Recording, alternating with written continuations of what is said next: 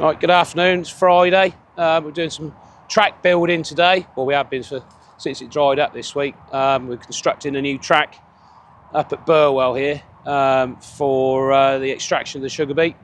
Not just the sugar beet. It's a large block of land with minimal access throughout it. So we're going to put this road in. So I think it works out about 1,800 metres for this stage. And that'll allow for a mouse line to be built down the side of it, and the Arctic lorries to come in, get loaded and drive back out the other end. But going forward, it will also aid straw lorries and also the digestate. So we've dug out the base, put a terram in, gone about 300 mil deep, backfilling it with crushed concrete and then capping it off with tarmac planings. We've got a little bit ahead of ourselves, and we've got a bit of bad weather coming, so we're going a bit mad now to try and get it topped off and sealed before Sunday, and our efforts will hopefully be saved rather than getting destroyed with a little bit of luck. But we've got a 20-ton excavator on the job, which makes quite light work of digging out and shoving around stone and one thing and another. Could do with a grading bar, but it's been a bit of a last-minute.com sort of. We're going to get that done, so we haven't managed to get everything organised and in place. But we're making do. We're getting on with it. By the end of the weekend, we should probably have 900 to 1,000 metres under our belt for the week. So it's keeping us busy. So you can see here, this is the crush layer. There's about 300 mil of that. That will ballast up the traffic on top of it, recycled stone, whatever you want to call it. And then after that, we'll cap it off with the tarmac planings, which will tidy it up, make it look a lot nicer and a lot smoother. You can get a nice finish with those. And underneath here, when we cut it out, we did put a membrane in the bottom. So if it does become wet and traffic going over the top of it, that does stop the wet mud coming up through the stone and basically destroying what you've done. In areas we are going to be slightly higher than field level, and that's purely because there's lows in the field which are going to collect water, so we want to try and keep the track slightly higher than the field level in places to avoid water ingress coming over the top.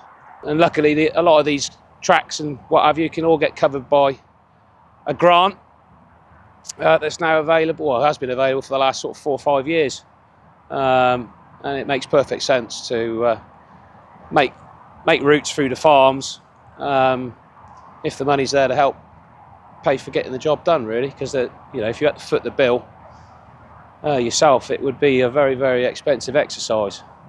But I think come the spring, the bell mouth, that'll come back out again.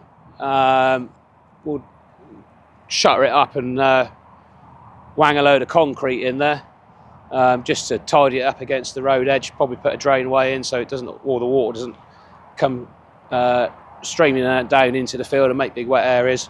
And where the track's going to come out at the other end, we're going to do the same there. So we've got quite a series of projects coming up in the spring, concreting wise. So that'll keep us busy. Not that anybody other than me and Ian really like concreting. They all seem to moan about it, but no, this is the sort of work I quite enjoy during the downer periods. Bit of construction work, and we're going to make some gates to span the gap because it is obviously quite a large aperture there, which is inviting everybody just to come and tip their rubbish in it probably. So we do need to sort of get that blocked off fairly rapidly once we're done.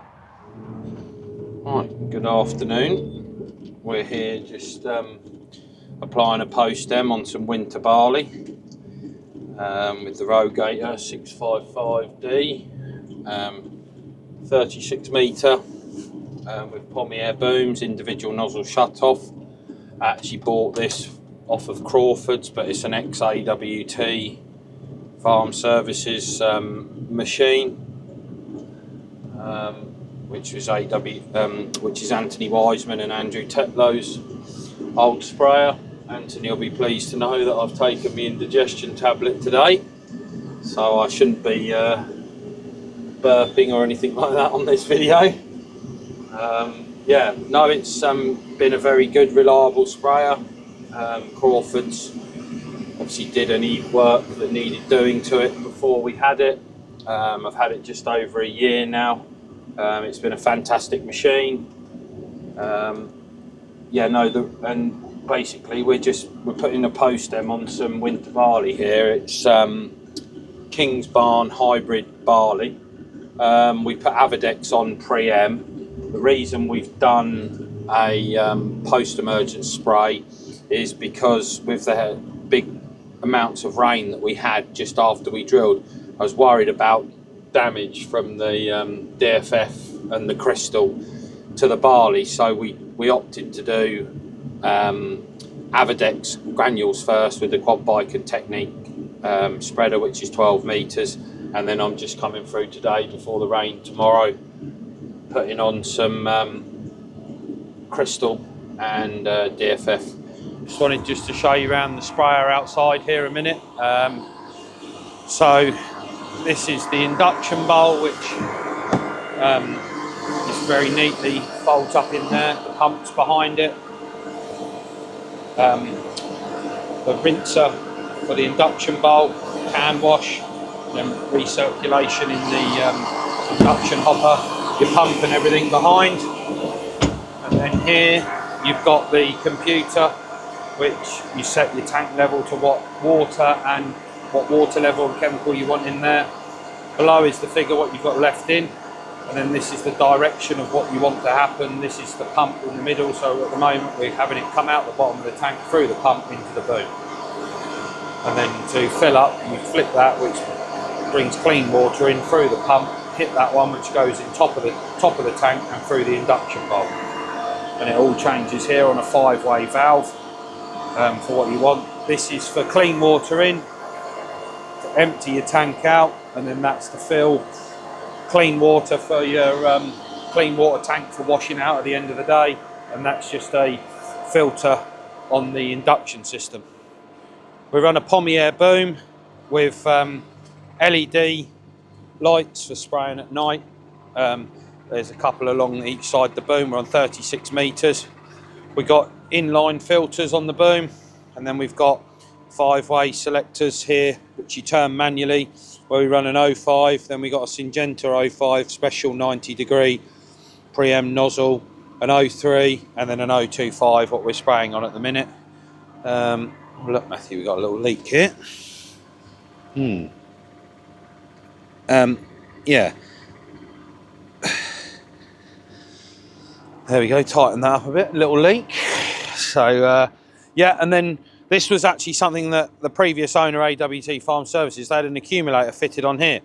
So if you was to hit anything, this ram has got, it allows the ram to come back without bending it. And a lot of people will know, if they run a rogator, they'll have bent a few of these when they've hit something with the boom. And I am one for hitting things like telegraph poles and everything. So that is an added extra that they asked for. And it's great, absolutely brilliant idea. And then you've got your boom height sensors here, there, on the back, and then 2 the other side. There's 5 across the whole boom. She's 4-wheel steer.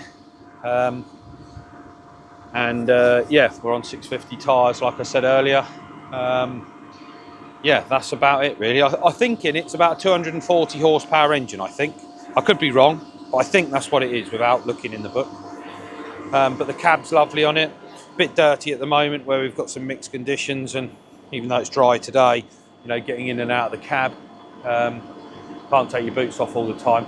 Great space on the back. I tend to carry some all clear up there, just in case I get somewhere and I need to wash out and I haven't got any all clear on the farm. I've always got a box of all clear with me, so if, like for instance, you're going from spraying a sulphur urea or something on a wheat, and that will obviously kill sugar beet, so I need to do a thorough clean, so I've always got some all clear up there. So you'll see also the day after we drilled, you'll see some marks in the field. Matthew's going to put the drone up, I think, in a minute, or video with the camera here, of where the hare coursers have been through it. It's a big problem in South Cambridgeshire and North Essex and Hertfordshire. A lot of problems like they do up in Lincolnshire. We've obviously planted a new hedge, which is going to take 5 to 8 years to establish. And then we've left some strategic gateways along this field that's along the road, where we'll put some gates. That is literally to try and, as a deterrent for, you know, hare coursing, and also, to be fair, that the hedge has mainly gone in, one for that, and the other reason for nesting birds and food for birds, you know, something to put back and improve the environment for everybody, if you know what I mean. So yeah, you'll see these marks. They look horrendous, but it is what it is. But we just really do need rural crime to crack down on these hare coursers, and they need to be punished rightly, you know, and put away, as well as cars crushed and everything, and be hit hard with fines as well, because if they're not, they'll just carry on doing it. And it's very frustrating when you put all the time and effort into growing these crops for some bastard to drive through it in their car and tear it up. Right, thank you very much. So you've got 2 screens here. One is for the spray pack.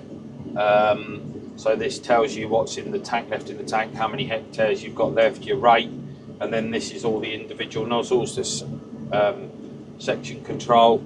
So you can see it's all individual. When you get to the end, this is the map of where we're spraying. So it puts all the tram lines in. We don't drill tram lines, we put the tram lines in with the sprayer.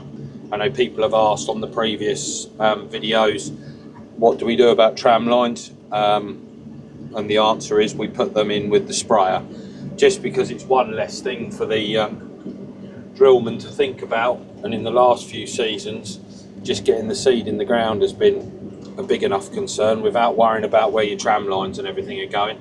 So we've opted in the last few years to put the tram lines in afterwards. I know you don't get the lovely lines up the field where you've got no seed drilled, you know, where your tram line is, and it's just, you know, it looks nice, but also it's just to eliminate any, you know, any human error, really. If we can just get the whole field drilled, put the tram lines in with the sprayer, that's what we tend to prefer to do. We don't have an over amount of black grass here on this farm, just because of rotation, and we plough press every year. We don't do any other cultivations, we just plough press it and power harrow drill, because when we can't go on the heavy land like we can't this week, we've come up here and we're banging in some second wheats, because the first wheats are not ready to go because they've still got sugar beet in the field, which are due to be lifted in a couple of weeks' time. So that's what we're doing. But going back to the actual sprayer itself, it's very, very user friendly. You've got the joystick here, which controls your boom, so you're unfolding and everything. That's your main master switch, if that's what you want to call it, for on and off on the spray. You literally, if you're spraying up to a pole like I just have, you have to switch it off manually and then reverse back. The GPS works in reverse, which is a great help. Apart from that, you just switch that on and then it automatically shuts itself off and does its own thing in the field once you've done the headland, which is great. These buttons here, these 3 here, these are for the unfold of the boom. Thing I like about it is everything is from the cab, whether it's altering the track width of the machine, which we have to when spraying maize, or height adjustment is all done hydraulically on a button from the cab as well, which is fantastic, because you haven't got to get out and take any bolts out, jack anything up and put bolts in other holes. It's literally by the flick of a button. That one there raises the suspension up and down, and then you've got your GPS button, which is on 4-wheel steer. These are if you want a boundary nozzle on. So like today, I had my boundary nozzle on when I did the headland, just to have an extra jet spreading just off the side of the boundary, putting some pre-emergence on, you know, in the plough furrow, just to try and reduce and kill as much black grass as we can. So they're very handy. Yeah, and the only thing I don't like about the sprayer is its electric shut-off for each nozzle, and sometimes it plays up a fair bit. We have a lot of problems with you know, you can come to it in the morning and, you know, one won't work because the diaphragm's stuck or whatever, and it's quite not what I'd like to do. Is when I, you know, in a few years time, I've got 2 years left to pay on this sprayer, I've done a year, I'd like to then upgrade to the new Fendt Rogator, the one in Fendt colours, and the latest ones have gone to air shut-off, and it's a lot more consistent, you know, relying on electric wires and electrics. As we all know, electrics and water don't really mix too well, so that's the only thing I don't like about it. Apart from that, it's a fantastic bit of kit. It's got the wishbone suspension on all four corners, which is the same as a 9000 series or 10,000 series Fendt tractor, but on all four corners, so the ride is unbelievable. And that also helps with the boom stability as well, because if the sprayer's not moving around as much itself, it's keeping the boom dead level. We're spraying to here today at 12 kilometers an hour with some 025s in, 100 litres a hectare, and yeah, that's given us just about 3 bar of pressure, which is where we need to be, and it's not a crazy speed to be spraying at, and when you put the tram lines in, it's nice to be going steady first time over. So yeah, we're running on 650 tyres at the moment. They're the only set we run. We have got a set of road crops, but we tend to run the 650s all year round, especially the last couple of seasons where it's been so wet. I mean, argument's sake, a lot of people would probably say you should run 710s this time of year, but where we're doing this spray at the minute, we're hardly making a mark. So yeah, but of course it's all added cost. The more sets of tyres you've got and everything is just extra cost to add to the cost of running the sprayer. Probably next time round, or if I can find a second-hand set of 710s, or if anybody out there knows of a set of 710 tyres for a Rogator sprayer, please get in contact if you've got any for sale. That would be handy.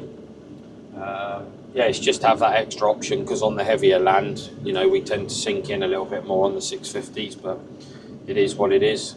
The other thing I love about this sprayer as well is she's got a 6,380 litre tank. So when you're spraying at 100 litres a hectare, you know, you can do nearly 64 hectares on a load, which is a massive difference. And you get in some big fields, you can knock some serious acres out in a day.